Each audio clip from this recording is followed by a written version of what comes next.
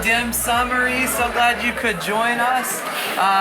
We were doing service together as I was hosting alongside Carrie. Carrie, thank you so much for hosting our service online as well, and it was so good. Actually, this Micah series has been so rich, and we're only really just beginning in it, so it's been really good to join. I'm joined here by two friends who you met in service, Nate and Pris. Thank you guys for joining. Yeah, Appreciate it. Regular contributors to the online church as we come and go, so you may have seen them just saying hi and stuff, but also they're here to eat some dim sum. We're gonna have the post-church experience. But as a resident Guaylo, I mean, could you help me see what beauty is in front of me and what are we gonna behold and eat first today? of all, it actually is real dim sum. Sometimes I'm not sure if it's real or not.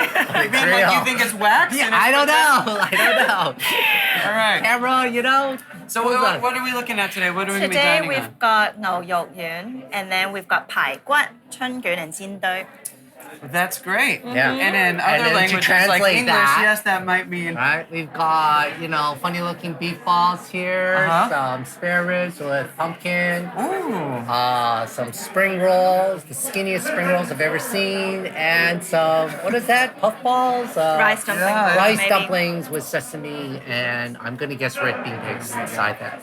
Hey, Nate, I can't reach you here. Oh, there you go. Now, the skinny this spring thing too. rolls are because it's swimming suit season, right? So we need, Low we need the carb, diet low version. fat. Yeah, low carb dim sum. Funny enough, this is about the extent of my Cantonese. People ask if I speak Cantonese. I says, of course. I speak, Cantonese dim sum. Hakao shumai lo mai gai. What else do you need to know? You've been prepared for this moment. You didn't I know have- all this your life was- is leading to this. This was it. This was it. That's awesome. Well, hey, thanks for joining. We're gonna dig into eat. You promised me. I'm eating Yum-cha. it. There's nothing fake I about didn't this. have lunch, You're gonna eat. I'm eating it. Let's do it.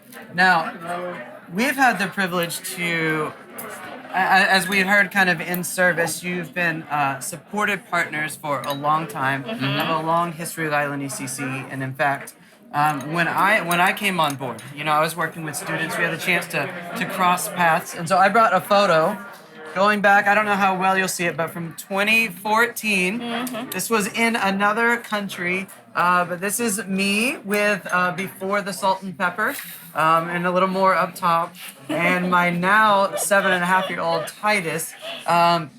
This was at one of kind of your ministry places and locations that we kind of talked about. This was a place that's called Daughters Cafe, is that right?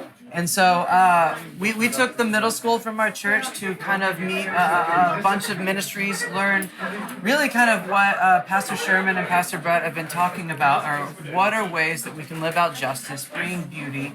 And one of the ways was through this cafe, which is a small picture of the greater thing that you do. So, did I catch you eating? No. I know you had a bone stuff. No. Yeah, so this try was it. amazing because this was a cafe run by those who had been rescued and have been trained, and so And they provide amazing food.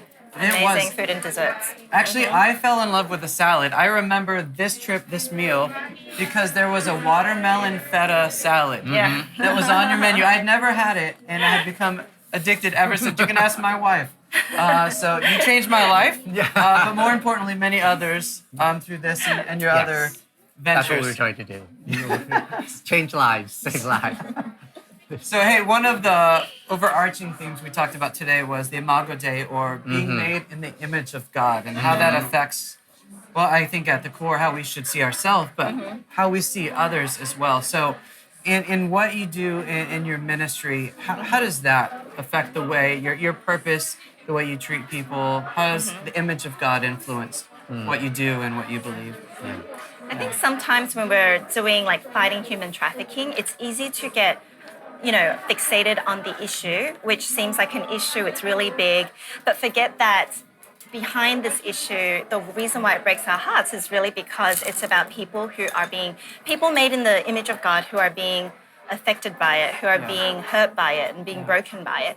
So I think that helps us to keep the perspective that it's about every human life that we encounter. And sometimes, exactly as Pastor Brett said, it could be just a conversation. It could be like a smile.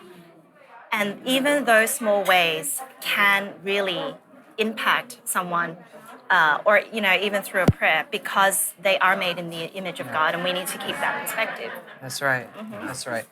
And I know, and one of the key things for so many ministries that we'll highlight this month in your ministry is finding those areas of society or the demographics of people who really don't have that recognition, right? So we all have a need, kind of like Pastor Brett talked about. We all have a need for acceptance, but these are especially vulnerable segments of society or stuff. So that's incredible work. I kind of go off the cuff here and just kind of ask, what is it? What do you think that message is easily received by those that you work with and that you train and that you bless, or is that a really hard barrier to overcome?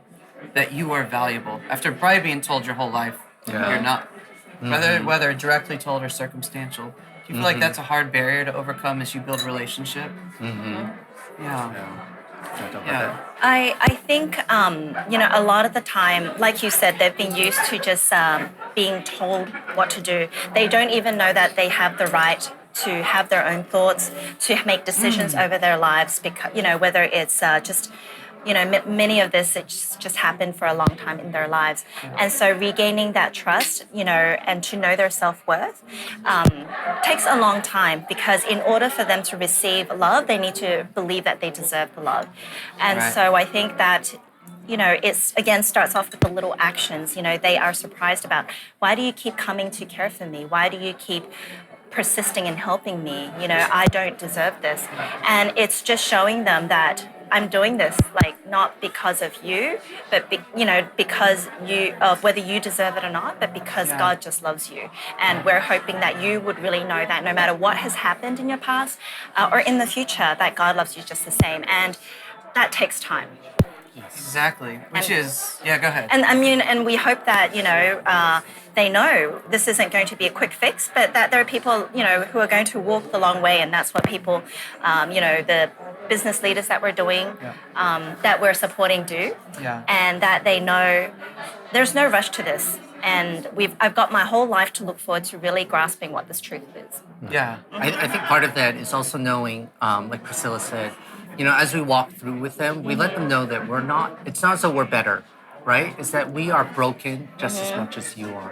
We have issues that we're all dealing with. We have our own sins, and that we can be, let's walk together, be broken together and walk towards this, and knowing that Christ is with us as we're doing this. And sometimes it's hard, right? And that requires for us to be vulnerable, for us to share our lives, right? And like Priscilla said, it's a long journey, right? The journey of justice is never a short one. It's never about this one quick, I can just donate whatever money and then I'm done. I'm good for the day or good for my life, right?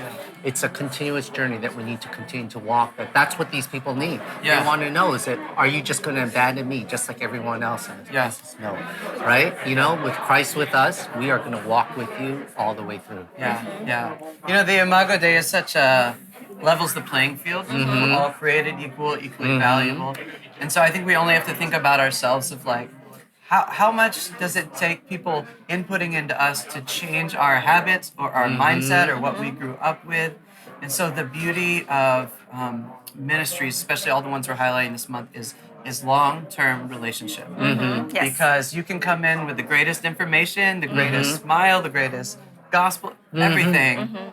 But you have decades of things you're trying to heal from and trying to shine a light on to say, actually, this is what God can do, and this is what He's saying. So just to applaud you guys, and why we celebrate to say, hey, over a decade, we've been partnering together, because it takes a long time for any of us to have real lasting change. And, we celebrated Brian on the end going to do a healing ministry of a sort in counseling. And that's a picture of, it takes time. And God is a miracle worker, and that miracle sometimes is over time. Yes. And helping people to Absolutely. become new. Absolutely. Amen to that. Yeah. So I loved your interview that we were able to watch, but there was something as I was watching that really stood out to me. Something I wouldn't have thought of until you shared it. You talked about, okay, when you run businesses, you have all these things you have to consider about maybe scaling or marketing or budgets. All the things that there are a lot of reasons businesses don't survive or thrive. But when it comes to the kind of ministry that you guys do, you carry that load. Plus, you carry the load of having to care for those, kind of in a unique way. So I kind of want to hear just a little bit more about that. How you, that's such a heavy thing to carry. And then I wonder if there's something that, while many of us listening, they may be managers or they may have their own business. Well, it may not be a one for one. I think there is something we can learn from people whose paradigm is let me care for those that I employ or help empower. So I wonder if there's some crossover where we can also learn to say, just anyone listening, how could you care for your people better? Yeah. That was a big question. Yeah, So I'm no, just it's a good gonna eat question. a whole Yeah. meal here while you guys talk. Sure, go ahead. Have a jindo. Yeah, that's amazingly good spring roll. Speaking of spring rolls, no. The challenge is definitely what you said, right? So the ministry slash businesses slash social enterprises that we help with, they have a sole mission and vision, right? That they want to utilize their business to hire trafficking survivors, knowing that survivors, who trafficking victims who come out of this industry, they're making a choice. And what some of them are bonded by physically, some of them are bonded emotionally, and definitely bonded spiritually. But with the opportunity of rescue, after that rescue happens, or when they can sort of leave and leave certain things behind or not, they are making this choice. Unfortunately, it is a choice of almost not the best choice, if you will. And what I mean by that is that they are starting to say, I'm going to leave this part, or I have a way to come out, but what am I going to get into, right? And you think of whether they're trafficking survivors, whether they're incarcerated individuals, or whether they're disabled, or whether they're refugees, they're making a choice of almost a choice of poverty because they don't have any skills. They don't have a credit history. Some of them have criminal records, right? They're going to a choice of almost impossibility, right? And that is almost a choice of hopelessness. Yeah. And I say almost only because there are these individuals who've decided, I'm going to make this business and I'm going to hire these individuals. And I'm not only that, am I going to give them economic empowerment and skills, with a salary, right? But I'm going to give them hope, right? I'm going to give them a choice, a chance to live what it means to be in the Makude, what it means to be the image of God. So those business leaders who choose to do so, they're struggling to survive, right? They need to figure out, I have sales I need to meet, but I need people I need to help out. Which one do I focus my time on? There are more people coming in the door who says, "Can you give me a job?" Right? But I don't. How am I going to pay them if I don't have skills in marketing and I'm only so much money coming in, right? Like, sure, I'll hire you, but then I have no money, so I got to shut down, right? After a month, that's not really helping them at all, right? So it's so complex and there's so much of these. And so part of our job is really to support them, help them out through this, right? That there is no easy answer, to be fair, right? But you know what? There are people that are around you who are willing to help you out. And in all reality, these business leaders face so many attacks, so many challenges in life that they either fall into depression, they go into issues of vicarious trauma, that dealing with the trauma that they have to deal with. There's so much that they sometimes feel they're all alone. And with so little other businesses doing it, with so many people who are trying to, who are rescued or trying to come out, that they need these opportunities. And so really our call, part of what we want to do and our call to you guys is that, we're not asking you to quit your job and, move out to wherever it may be and start this business and hire these women. I mean, that's great if that's where God is calling you. But sometimes you can ask yourself in your own current your own current place where you're at, right? In your home, in your business, in your job, right? What can I do to make things better? What can I do to, if you do own a business, are there openings you can have for some of these survivors, right? And make a decision to make this a place where we can provide hope for them. Or maybe it's you and your work, and you realize that I need to look at my entire business and see, is there a way to redeem some of it? Am I part of the problem, right? Some of it is looking at your supply chain and things you buy and so forth. And there's so much. I mean, there's so much we can talk about. But Yeah. essentially, the main message is this, right? You're not going to do anything just because I tell you. And kind of what, some of the message was preaching was about, we need to be in a place where our heart is broken. We need to feel these people. We need to have strong compassion. We need to be down on our knees and pray and ask God, to break our hearts for what breaks yours. Because that is the time when that heart is broken that will lead us to actually act justly. Yeah. That is the place where it comes. Knowing, right? We have to be in a place where we walk humbly with God and to do it in a way. He doesn't require sacrifices, it's mercy. Yeah. Right? And that's where the real thing is. That's so good. I think you had a holy slip up there where you called jobs, careers, workplace. You accidentally said ministry. Yeah. And I think that actually was a good thing. Yeah. Everything we do is ministry. And Pastor Brett had talked about to give choice is to give dignity. Yes. And that's what you guys are doing and encouraging managers, employers to do that is give people who feel powerless, they have no agency to have a choice. And there's dignity that comes with that. So, Absolutely. hey, I want to one more thing. I think Ryan was asking. I was just curious, kind of as we wrap up here, is he wanted to know about your ministries and how COVID over the past years had an impact, and then how they can pray and support you. So, kind of the last year, we can't say year now because it's growing. Yes, 18 months or whatever. Yeah. How has that had an impact on your ministries, and what have you kind of been through? And then we'll kind of close up with how we can support you. Yeah. We'll wrap up there. So I guess during COVID, a lot of businesses have been hit Yeah. by COVID. Just the lockdowns that are happening all over the world. The businesses that we work with are international. And so in some countries, the situation is worse than others, especially if it's a developing country. So the infrastructure, the medical facilities might just be very different to what we have here in Hong Kong. Right. And so that's a challenge, even if you're able to have your women continue with their jobs, because no one during this time wants to make any layoffs as much as possible. Yeah. These women, even if they're able to continue making, where's the market? If there are lockdowns, people aren't allowed to go out to shop. Or even internationally, how can they ship their stuff from country A to country B where the market is?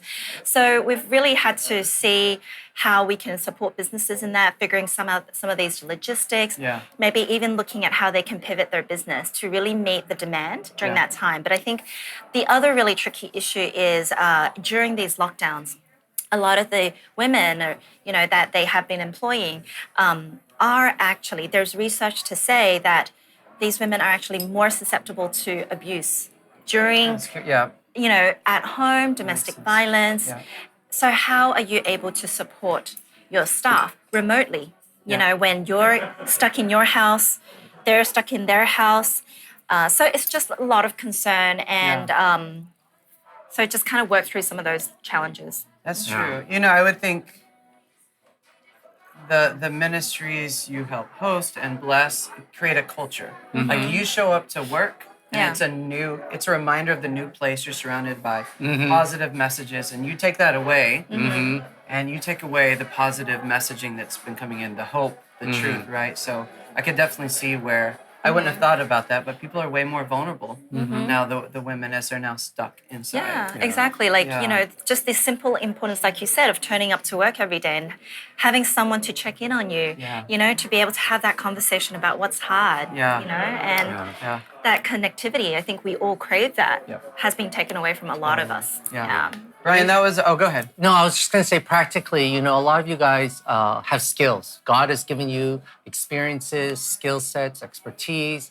I mean, really, what God desires from us, right? It's really our whole heart in our life, right? And I use that word life. There are acronyms, it's an acronym for labor, LIFE, sorry. Labor, influence, right?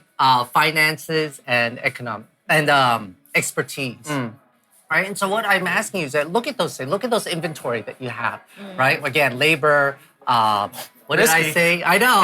Influence, finances, and expertise, yes. right? Look at that. How can you use some of those things and support some of the work that's being out there, whether that's through Eden Ministry, Sons and Daughters here in Cambodia. In Hong Kong. Oh, sorry, in Hong Kong and all over the world, they actually need a lot of help, and they could really use that support. Not just your purchases, but if you're marketing, go out and use some of your marketing skills. If you're a lawyer, use your legal skills. Whatever it may be. If you have influences of people you can connect them to. I know a lot of them are trying to.